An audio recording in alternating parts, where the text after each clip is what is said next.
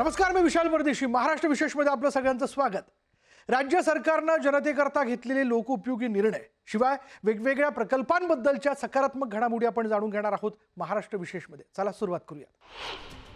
American कंपन्यांनी आपल्या नवीन कल्पना आणि गुंतवणूक घेऊन महाराष्ट्रात यावं. राज्य सरकार त्यांना जागतिक दर्जाच्या पायाभूत सुविधा, कुशल तरुण आणि मोठी बाजारपेठ उपलब्ध करून देईल असं आवाहन मुख्यमंत्री देवेंद्र फडणवीस यांनी केलं.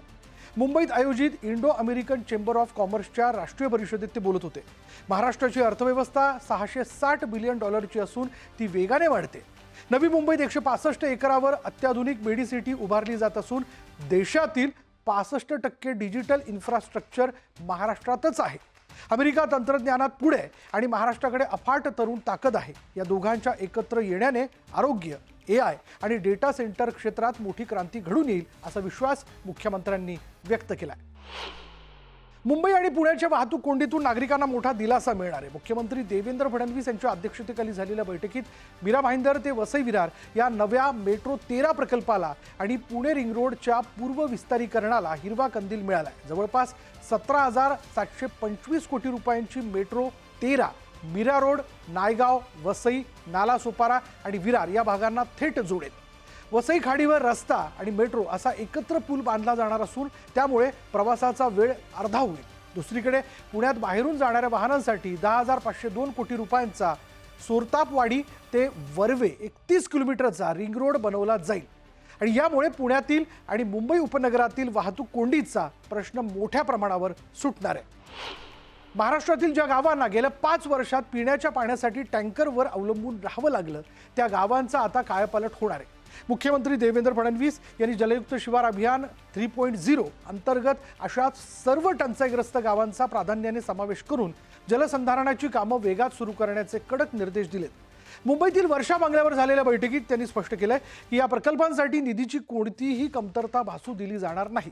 स्थानिक गरजेनुसार तिथे पाणी साठवणुकीची आणि जलस्रोतांच्या बळकटीकरणाची कामं पूर्ण केली जातील. या योजनेमुळे टँकरमुक्त महाराष्ट्र घडवण्यास मदत होईल आणि ग्रामीण भागातील पाण्याचा प्रश्न कायमचा सुटण्यास मदत होईल. महाराष्ट्रातील तरुण पिढीला नशेच्या दुष्टचक्रातून बाहेर काढण्यासाठी राज्य सरकारने मोठा आराखडा तयार केला. मुख्यमंत्री देवेंद्र फडणवीस यांच्या अध्यक्षतेखाली झालेल्या बैठकीत नशामुक्त महाराष्ट्र धोरणाचा आढावा घेण्यात आला. या बैठकीत मुख्यमंत्र्यांनी सर्व शाळा आणि कॉलेज परिसर तातडीने टपरीमुक्त आणि अंमली पदार्थ मुक्त करण्याचे कडक आदेश दिले. तसंच नशेच्या आहारी गेलेल्या तरुणांना गुन्हेगार न मानता त्यांच्यावर उपचारासाठी प्रत्येक सरकारी वैद्यकीय महाविद्यालयात नशामुक्ती केंद्र सुरू केले जाणार आहेत. ड्रग्सशी संबंधित गुन्ह्यांच्या त्वरित निकालासाठी फास्ट ट्रॅक कोर्ट स्थापन केलं जाईल.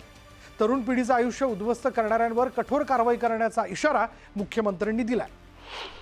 सिंधुदुर्गमधील शिरोडा वेळाघरचा समुद्र किनारा आता आंतरराष्ट्रीय स्तरावर चमकणार आहे. इथे ताज ग्रुपच्या भव्य पर्यटन प्रकल्पासाठी राज्य सरकार, ताज ग्रुप आणि स्थानिक जमीन मालक सोसायटीमध्ये महत्त्वपूर्ण करार झालाय.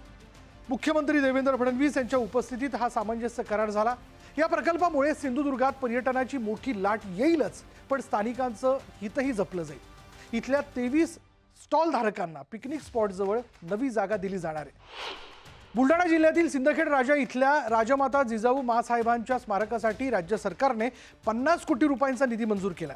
उपमुख्यमंत्री एकनाथ शिंदे यांनी ही घोषणा करत स्मारकाच्या कामाला तात्काळ गती देण्याचे आदेश दिलेले आहेत. याआधी जिजाऊ सृष्टीच्या कामासाठी दिलेल्या निधीतून 27 कोटींचं काम पूर्ण झालंय. आता लखोजी जाधव यांच्या ऐतिहासिक वाड्यातील प्रत्यक्ष स्मारकाचं काम सुरू करण्यासाठी हा नवा 50 कोटींचा निधी वापरला जाईल. यातून स्मारकासोबतच आजूबाजूचे रस्ते आणि पर्यटकांसाठीच्या सोयीसुविधा विकसित केल्या जातील. लोहगाव उपजिल्हा रुग्णालय नागरिकांच्या सेवेत तातडीनं सुरू करण्यासाठी आवश्यक परवानग्या, मनुष्यबळ आणि पायाभूत सुविधांची कामं कालबद्ध पद्धतीने पूर्ण करण्याचे निर्देश उपमुख्यमंत्री सुनेत्रा अजित पवार यांनी दिले. सह्याद्री अतिथीगृह इथे झालेल्या उच्चस्तरीय बैठकीत त्यांनी पुणे जिल्ह्यातील प्रलंबित आरोग्य प्रकल्पांचा आढावा घेतला. खेड, राजगड, चाकण आणि माळुंगे परिसरातील आरोग्य सुविधा सक्षम करणं, नवीन पदनिर्मिती करणं आणि बालकांच्या जन्म नोंदणीतील आधारविषयक अडचणी सोडवण्याच्या सूचना त्यांनी दिल्या. यानंतर महाराष्ट्र विशेषमध्ये इथेच थांबणार आहोत. पहा फक्त न्यूज 18 मराठी, आवाज महाराष्ट्राचा.